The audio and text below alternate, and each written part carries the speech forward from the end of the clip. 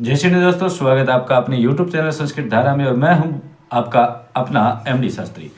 आज हम बात करने वाले हैं यहाँ पर जो चंद्र राशि के बारे में हम निरंतर बात करते रहते हैं, उसी के बारे में हम बात करेंगे। देखो भैया, ये बता सकते हैं कि चंद्र राशि के या लग्न राशि के अनुसार अगर हम बात करें तो तुला राशि की आज हम बात करेंगे। तो तुला राशि लाखों करोड़ों लोगों की तुला राशि है।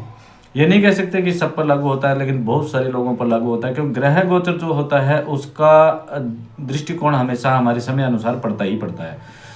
परंतु यहाँ पर हम बात कर रहे हैं वो लोग जिनको अपने लग्न के बारे में पता हो या फिर अपने नाम राशि के अनुसार भी इस प्रोग्राम को देख सकता है। आपके साथ में अगर ऐसी घटनाएं होती है तो आप कमेंट करके जरूर बताइएगा, जिससे हमने पीछे वाले वीडियो में डाला है उसके माध्यम से आपने देखा भी होगा।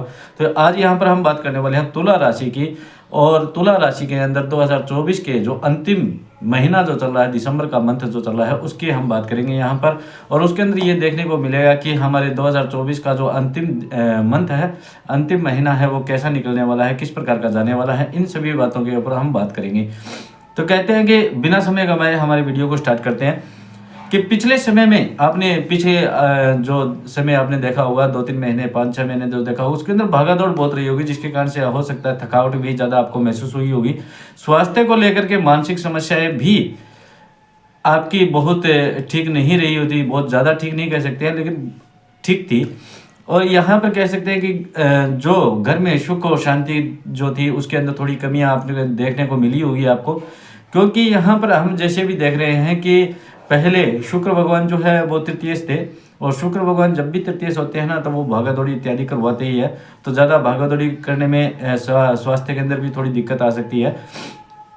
स्वास्थ्य में अब की अगर हम बात करें दिसंबर के महीने में, तो भैया संक्रमण या फिर चोट लगने की कोई भी संभावना हो सकती है। जैसे अगर आप तुला राशि के जो जातक है उनसे कहना चाहूँगा, अगर आप किसी प्रकार से कोई ऐसे कार्य कर रहे हैं, कोई इलेक्ट्रॉनिक्स कार्य कर रहे हैं, या फिर कोई भारी सामान का कार्य कर रहे हैं, कोई वाहन चलाने का कार्य कर रहे हैं, या फिर कोई अन्य ऐसा कोई कार्य कर रहे हैं जिसके कारण से आपको चोट लग सकती है, तो उसके अंदर आप थोड़ी सावधानी रखिएगा। और संक्रमण की भी आप ध्यान रखिएगा, क्योंकि संक्रमण हमारे शरीर के अंदर संक्रमण पैदा हो सकता है। इस मंथ के अंदर ऐसी संभावना यहाँ पर दिखाई दे रही है।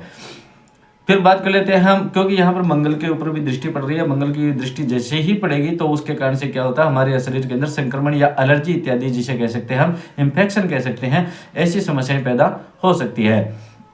अब बात कर लेते हैं विद्यार्थी जीवन में पढ़ाई के बारे में। अगर हम बात करें तो कहते हैं कि आज तक जो बच्चों के अंदर एकाग्रता पैदा नहीं हुई थी, आत्मविश्वास जो पैदा नहीं हुआ था, वो अब धीरे धीरे करके जैसे ही शुक्र भगवान 2 तारीख को परिवर्तित करेंगे और मंगल भगवान जैसे ही 7 तारीख को वक्री हो जाएंगे, उसके बाद के अंदर आप देख पाओगे कि आपके अंदर एक साहस, एक ऊर्जा उत्पन्न होगी, जिसके कारण से आपके अंदर एक थोड़ी स्थिरता भी पैदा होगी। और स्थिरता पैदा होने के कारण ही आप अपने पढ़ाई के अंदर बहुत अच्छा एकाग्रता भी प्राप्त कर पाओगे। और मंगल की दृष्टि पड़ने से आपकी मानसिक समस्या जो है थोड़ी बढ़ सकती है, क्योंकि मंगल जो है अग्नि तत्व होता है और वो क्रोध को पैदा करता है, और आपको क्रोध को ही शांत रखना है भैया। आपको 2 चीज़ करनी है। अगर पढ़ाई के जो विद्यार्थी करते हैं उनको क्या है, अपने पढ़ाई के ऊपर फोकस रखना है और साथ में अनुशासन रखना है। ये 2 चीज़ अगर आप रख लेते हो तो शनि भगवान आपके पंचमेश बैठे हुए हैं ना, तो शनि भगवान हमेशा कर्म के दाता होते हैं। वो जैसा आप कर्म करोगे, आप नियमानुसार चलोगे, अनुशासन के अनुसार चलोगे, तो शनि भगवान आपको जरूर सफलता दिलाएंगे। लव रिलेशन पंचमेश जो होता है वो लव रिलेशन का भी होता है। अगर लव रिलेशन की बात कर लेते हैं तो यहाँ पर थोड़ा सा आपने देखा होगा खटास, यहाँ पर संबंधों में कुछ खराबी पैदा हुई थी, तो वो इतनी भी ना बढ़ जाए जिसके कारण से क्या है कि आपको थोड़ा अलग होना पड़ जाए। तो इसीलिए यहाँ पर कहना चाहेंगे कि आपके स्वास्थ्य और संबंध जो लव रिलेशन है उसके अंदर थोड़ा सुधार होगा। ये नहीं कह सकते बहुत ज़्यादा सुधार होगा, लेकिन थोड़ा आपको यहाँ पर आराम देखने को मिल सकता है, क्योंकि पार्टनर एक दूसरे से जो भी छोटी छोटी बातों के ऊपर वाद विवाद हो रहा था, उसके अंदर थोड़ा सोचना आपको पड़ेगा। थोड़ा सा धैर्य और शांति रख करके आपको देखना पड़ेगा कि पार्टनर को ऐसी कोई बात ना कहे जिसके कारण से उसको बुरा लग सके, ठीक है। क्योंकि हो सकता है कि पार्टनर आपको कोई बात कहे और आप उसको मना कर दें, या फिर आप कोई बात कहें तो पार्टनर मना कर दे, तो आपको ऐसा लगे कि मेरी बात को इन्होंने काट दिया या फिर ये कर दिया। ऐसा यहाँ पर नहीं होना चाहिए। वहाँ उस वक्त आपको धैर्य रखते हुए और संयम रखते हुए आपको कार्य करना होगा। पंचमेश संतान का भी होता है। संतान के प्रति जो आपकी चिंता थी वो भी धीरे धीरे करके अब समाप्त होने वाली है। संतान जो माँ बाप संतान से परेशान थे या संतान से जिसको परेशानी हो रही थी, तो अब आपकी संतान भी जिम्मेवारी को समझेगी और जिसके कारण से अपने माता पिता को भी सहयोग देने की कोशिशें करेगी। और दूसरी बात, यहाँ पर जो संतान उत्पन्न करने में जिनकी समस्या आ रही थी, कह सकते हैं कि जो संतान की इच्छा रखते थे, तो उनको भी यहाँ पर कुछ ना कुछ लाभ मिलता हुआ दिखाई दे रहा है।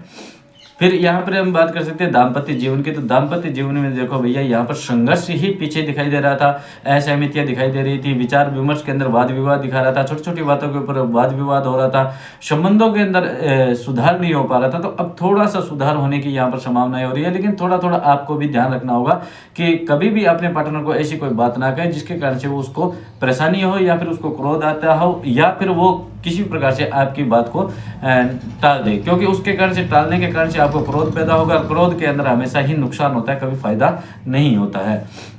संबंधों को इस प्रकार के सुधारने की कोशिश करें कि आप अपने पार्टनर की भावनाओं को समझने की कोशिश करें। हो सकता है कि आपका पार्टनर आपको कुछ और कह रहा हो और आप उसका कुछ और अर्थ निकाल रहे हो, ऐसा यहाँ पर नहीं होना चाहिए भैया। हमेशा अपने पार्टनर को खुश रखने की कोशिश करें और पार्टनर के साथ में हमेशा सहमति के साथ में चलने की कोशिश करें, जिसके कारण से आपके संबंधों में किसी प्रकार से दिक्कतें ना आए। अन्यथा यहाँ पर अगर आप क्रोध करोगे, जिद करोगे, तो उसके कारण से आपके संबंधों में इस प्रकार की दूरी आ सकती है, जिससे हम कह सकते हैं कि सदा के लिए आपको अपने पार्टनर से दूरी भी हो सकती है।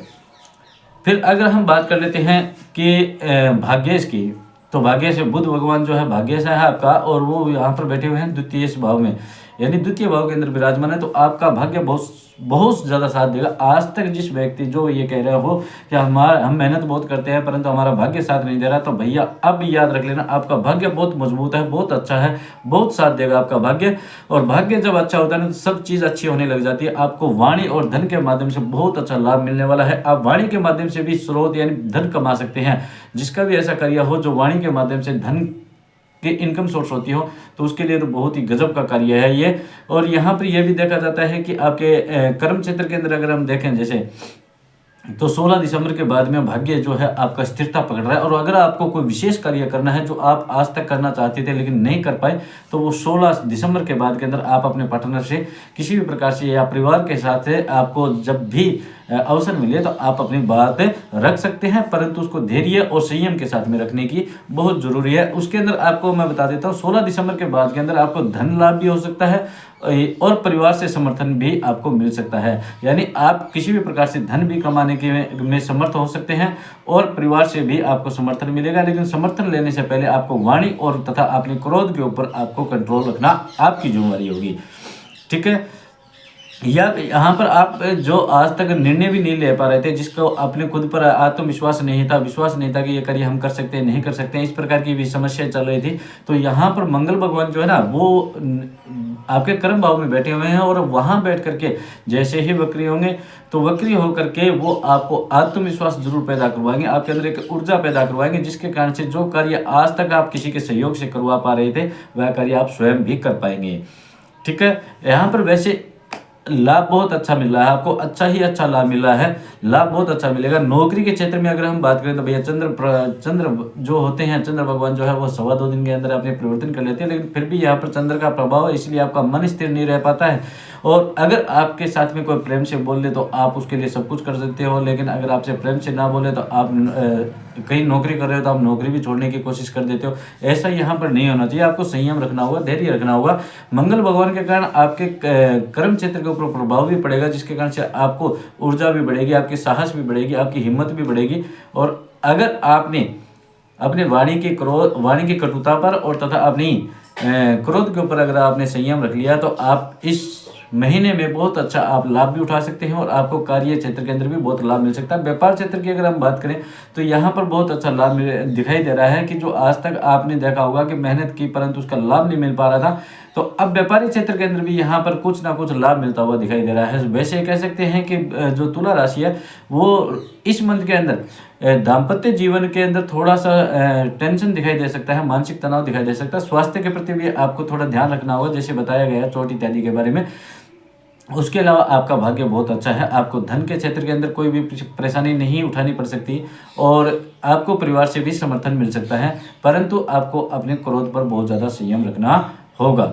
ऐसी यहाँ पर स्थिति बन रही है। और इसके लिए मैं बताना चाहूँगा आपको कि क्रोध जो होता है वो मंगल भगवान यानी अग्नि देवता से प्रतीक होता है। तो आप हमेशा हनुमान जी महाराज की हनुमान चालीसा का पाठ करें। साथ में भगवान शिव के ऊपर आपको हमेशा निरंतर चंद्र भगवान को प्रसन्न करने के लिए यानी मन को स्थिर करने के लिए, मन जो चंचल होता है उसको स्थिर करने के लिए आपको क्या करना होगा, भगवान शिव के ऊपर गीले करके चावल चढ़ाने होंगे, जिससे मन स्थिर होगा। आपका मानसिक तनाव जो है वो दूर होने लग जाएगा, क्योंकि हम कल्पनाएं कर करके भी टेंशन लेना प्रारंभ कर देते हैं ऐसी स्थिति के अंदर।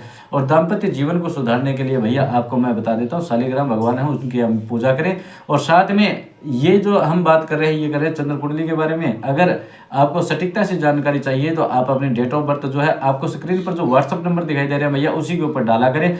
ये अन्य जो कमेंट के अंदर जो डेट ऑफ बर्थ डालते हैं इससे कोई लाभ नहीं होता है। आपको पर्सनल यहाँ पर व्हाट्सअप नंबर दिए गए हैं उसके ऊपर आप बात कीजिएगा और अपने कुंडली का विश्लेषण करवाइएगा, जिसके कारण से आपको पूरी सटीकता से जानकारी दे दी जाएगी। जय श्री गणेश, राधे।